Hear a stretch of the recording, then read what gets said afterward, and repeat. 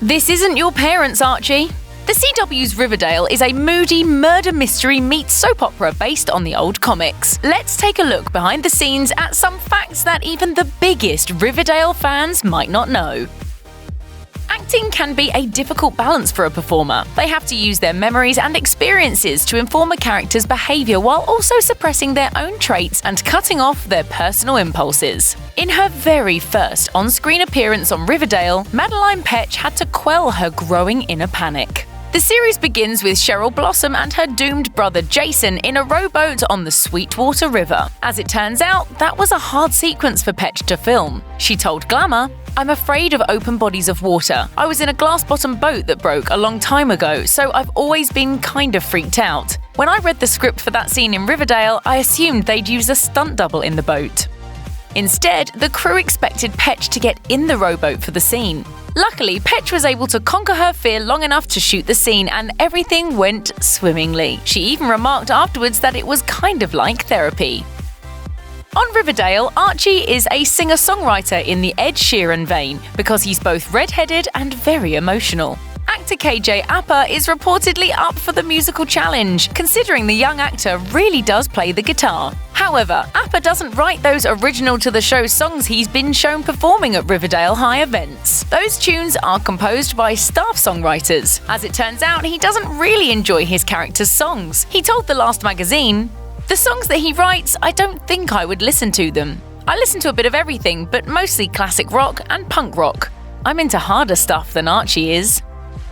As Cheryl Blossom, actress Madelaine Petsch steals most every Riverdale scene in which she appears. Listen up, ragamuffins. I will not allow Riverdale High's above-average GPA to suffer because of classrooms that are overcrowded with underachievers. Clearly, the Riverdale casting team nailed it with Petsch, but in some alternate universe, the actress actually won the role of Betty Cooper. Petsch auditioned for a part on the CW's Legends of Tomorrow in 2015, but casting director David Rappaport had other plans. Petsch told Glamour, "He brought me in for Betty Cooper on Riverdale a week later to meet producers. He said, 'You're obviously not auditioning for Betty, it's for another part that I can't tell you about yet. You look exactly like I imagine her to look, and you've got the presence.'"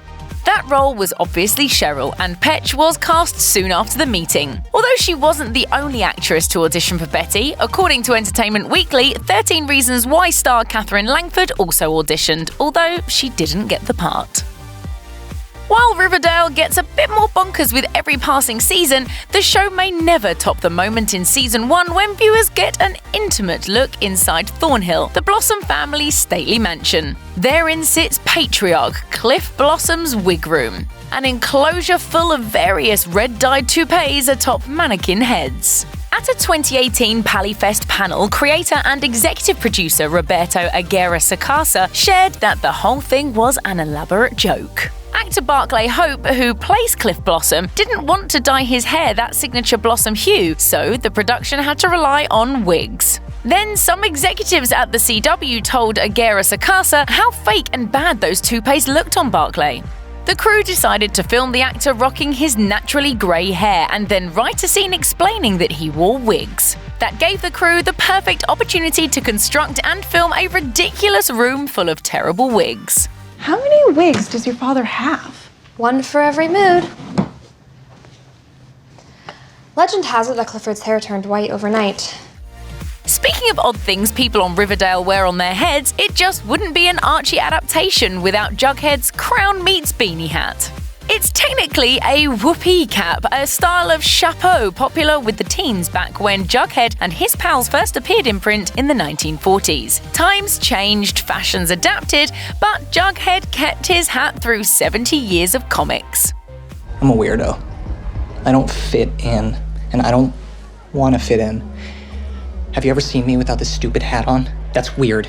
In what was probably one of the most difficult things about the Archie mythos to modernize, Riverdale costumers fashioned a chic-looking cap for Cole Sprouse to sport as Jughead, and that thing is precious. So precious, in fact, that there's only one copy of it. Sprouse told Teen Vogue that they only have one beanie for a reason. "We did get another one at the end of last season, but it was stolen when I placed it on a lunch table in the scene where Cheryl slapped Jughead."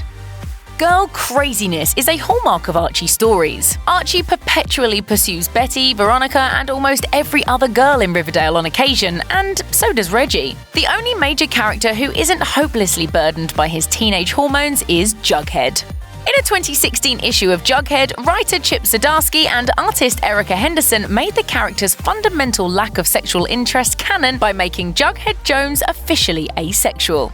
The comic earned praise for offering representation to a community seldom depicted in popular culture, but Riverdale didn't keep up that mantle. In the show, Jughead is definitely interested in physical love, specifically with Betty. Sprouse reportedly pushed hard to keep Jughead true to the comics. He told Glamour, "I think in this show he's not a romantic and not asexual. I argued in the beginning creatively that he should be both. But in this show, he's kind of a tortured youth that ends up finding a comfort and a resonance with another person who's going through a lot of trauma. But I think that kind of asexual and aromantic representation is really important." Check out one of our newest videos right here. Plus, even more Nicki Swift videos about your favorite stuff are coming soon. Subscribe to our YouTube channel and hit the bell so you don't miss a single one.